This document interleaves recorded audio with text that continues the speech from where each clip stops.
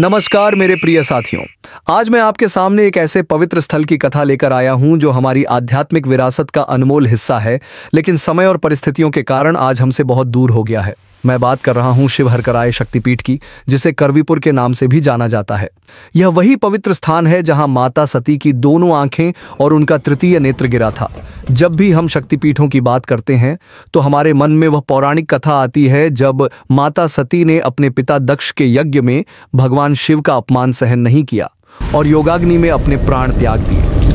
भगवान शिव जब अपनी प्रिया के वियोग में व्याकुल होकर उनके शव को लेकर तांडव करने लगे, तब सृष्टि का संतुलन बिगड़ने लगा।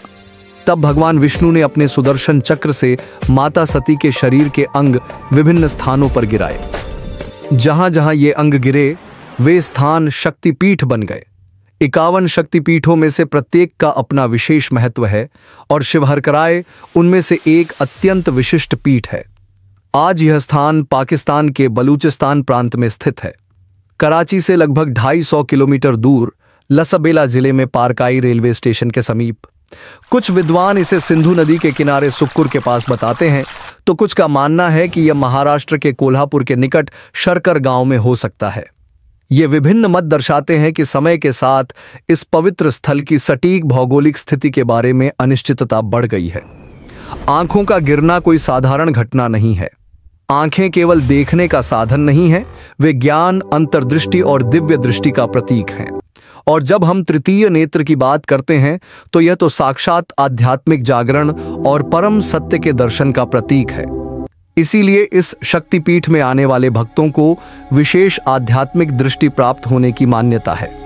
कहा जाता है कि यहाँ की साधना से साधक को वह दिव्य दृष्टि प्राप्त होती है जो सामान्य आंखों से परे जाकर सत्य का साक्षात्कार कराती है। इस पीठ में देवी महिषासुरमर्दिनी के रूप में विराजमान है। महिषासुरमर्दिनी वह रूप है जिसमें माता ने महिषासुर का वध किया था। यह कथा हम सभी जानते हैं कि कैसे महिषासुर को वरदान था कि कोई पुरुष या देवता उसे नहीं मार सकता।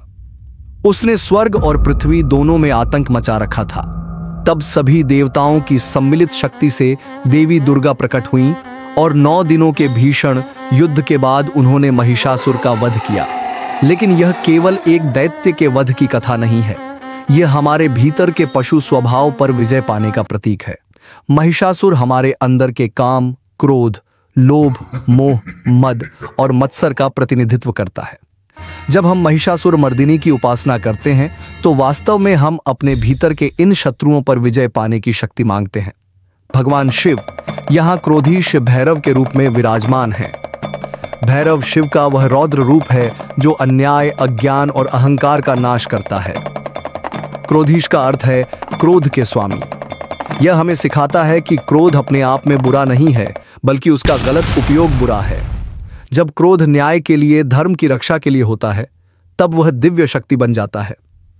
इस स्थान की एक अद्भुत विशेषता यह है कि यहाँ केवल हिंदू ही नहीं, बल्कि स्थानीय मुस्लिम समुदाय के लोग भी श्रद्धा से आते हैं। वे देवी को नानी कहकर पुकारते हैं और उनकी पूजा करते हैं। यह दर्शाता है कि आध्यात्मिक शक्ति किसी धर्म या संप्रदाय की सीमा में बंधी नहीं होती। जहां सच्ची श्रद्धा है, वहां देवी की कृपा सभी पर समान रूप से बरसती है। एक और मान्यता है कि यहाँ की पूजा से विष संबंधी रोगों से मुक्ति मिलती है। विशेष रूप से सांप के काटने पर लोग यहाँ आकर प्रार्थना करते हैं। अब आप कह सकते हैं कि यह तो अंधविश्वास है, आधुनिक चिकित्सा का सहारा लेना चाहिए। बिल्कुल सही बात है, लेकिन हमें यह भी समझना चाहिए कि प्राचीन काल में जब आधुनिक चिकित्सा उपलब्ध नहीं थी, तब ऐसे स्थानों पर लोगों की आस्था ही उनका सहारा थी। मन की शक्ति शरीर को प्रभावित करती है, यह आज विज्ञान भी मानता है। कुछ भक्तों का मानना है कि यहाँ की उपासना से नेत्र रोगों में भी लाभ होता है। यह स्वाभाविक है, क्योंकि जहां माता की आंखें गिरी हों, वहां नेत्र संबंधी समस्याओं का समाधान मिले, यह आस्था का विषय है। लेकिन मैं फिर कहूंगा कि चिकित्सा की अवहेलना नहीं करनी चाहिए। देवी की कृपा के साथ साथ उचित इलाज भी आवश्यक है। यहाँ की ऊर्जा नकारात्मक शक्तियों का नाश करने वाली मानी जाती है, लेकिन नकारात्मक शक्तियां केवल बाहरी नहीं होती। हमारे मन के भीतर जो द्वेष, ईर्ष्या, क्रोध, लालच है, वे भी तो नकारात्मक शक्तियां हैं। जब हम महिषासुरमर्दिनी की उपासना करते हैं तो ये आंतरिक शत्रु भी कमजोर होने लगते हैं। नवरात्रि का पर्व यहाँ विशेष श्रद्धा से मनाया जाता है। 9 दिनों तक देवी के विभिन्न रूपों की पूजा होती है। अप्रैल में 4 दिवसीय विशेष यात्रा का आयोजन होता है, जिसमें दूर दूर से श्रद्धालु आते हैं।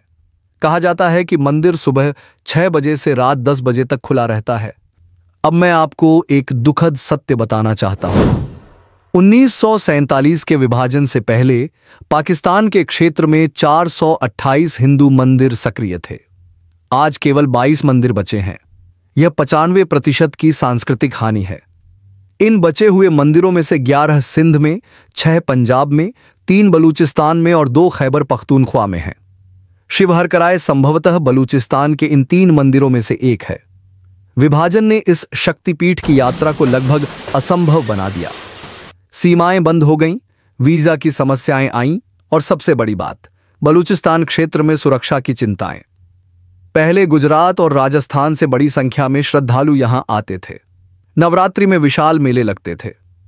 आज वह सब इतिहास बन गया है। कुछ स्रोत कहते हैं कि मंदिर तीनों परिवहन साधनों से अच्छी तरह जुड़ा है, लेकिन यात्रियों के अनुभव बताते हैं कि यह क्षेत्र अत्यंत दुर्गम है।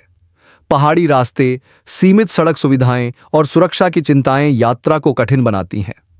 फिर भी जो थोड़े बहुत स्थानीय हिंदू वहां रह गए हैं, वे इस मंदिर की देखभाल करते हैं। पाकिस्तान सरकार की इवैक्यूई ट्रस्ट प्रॉपर्टी बोर्ड कुछ मंदिरों का प्रबंधन करती है, लेकिन बजट की कमी और प्रशासनिक उदासीनता के कारण संरक्षण का स्तर संतोषजनक नहीं है। यह विडंबना है कि जो स्थान कभी आध्यात्मिक ऊर्जा का केंद्र था, आज वह लगभग विस्मृत हो गया है। लेकिन शक्तिपीठ की ऊर्जा कभी समाप्त नहीं होती। वह वहां है, निरंतर प्रवाहमान है, भक्तों की प्रतीक्षा करती है। इस शक्तिपीठ का इतिहास अत्यंत प्राचीन है। तंत्र चूड़ामणि जैसे ग्रंथों में इसका उल्लेख मिलता है। यह कहा जाता है कि यह संसार के सबसे पुराने मंदिरों में से एक है। मध्यकाल में यह क्षेत्र कई सत्ता परिवर्तनों से गुजरा। सिंध पर अरब आक्रमण हुआ, फिर मुगल काल आया और बाद में अंग्रेजी राज। इन सभी कालों में इस मंदिर की स्थिति कैसी रही, इसके बारे में विस्तृत जानकारी उपलब्ध नहीं है। शायद इसकी दुर्गम स्थिति ने इसे बड़े आक्रमणों से बचाया हो। एक रोचक बात यह है कि करवीपुर नाम के कई स्थान हो सकते हैं। प्राचीन काल में एक ही नाम के कई स्थान होना असंभव। शिव हरकराय की कथा हमें कई महत्वपूर्ण शिक्षाएं देती है। पहली शिक्षा है आंतरिक दृष्टि का महत्व। जब माता की आंखें यहां गिरीं, तो यह संदेश है कि हमें अपनी भौतिक आंखों से अधिक अपनी आंतरिक दृष्टि को जागृत करना चाहिए।